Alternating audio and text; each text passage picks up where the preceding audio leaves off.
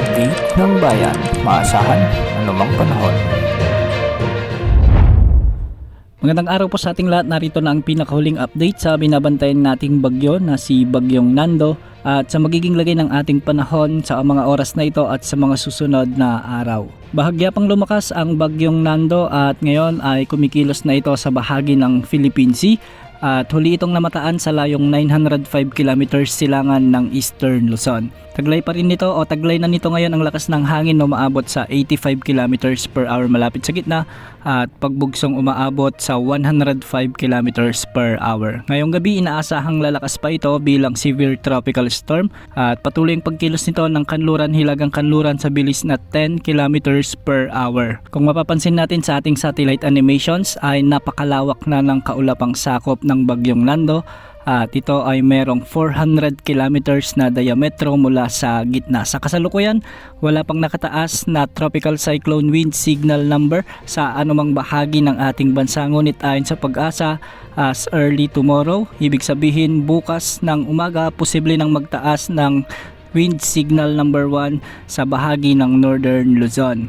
Ang pinakamataas na wind signal na posibleng itaas ng Pag-asa ay wind signal number 5 kung sakaling lumakas ito bilang super typhoon habang ito ay papalapit o dumadaan sa bahagi ng extreme Northern Luzon. Base sa latest forecast track na inilabas ng Pag-asa sa mga oras na ito ay isa pa rin itong tropical storm category, ngunit mamayang gabi o sa mga susunod na oras ay posibleng lumakas na ito bilang severe tropical storm. Bukas ng hapon ay posibleng lalakas pa ito bilang typhoon category dahil mag-undergo ito ng rapid intensification.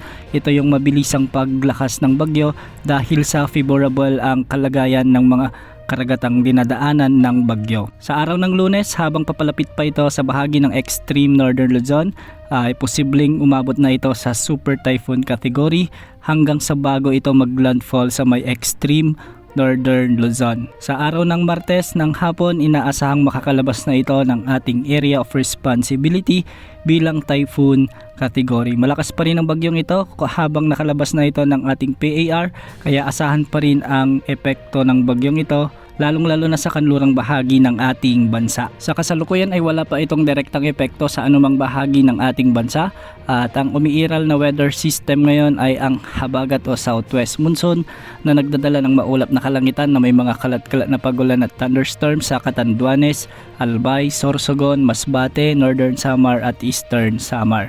Posible ang banta ng mga biglaang pagbaha o pagguho ng lupa sa mga lugar na ito, lalo na kung may mga katamtaman at minsan ay malalakas na pag-ulan. Samantala asahan naman ang bagyang maulap hanggang sa maulap na papawirin na may mga isolated rain showers and thunderstorms dulot pa rin ng habagat sa Metro Manila, Ilocos Region, Cordillera Administrative Region, sa may Calabarzon, Mimaropa, ang nalalabing bahagi ng Visayas, ang nalalabing bahagi ng Bicol Region, Zambales at Bataan.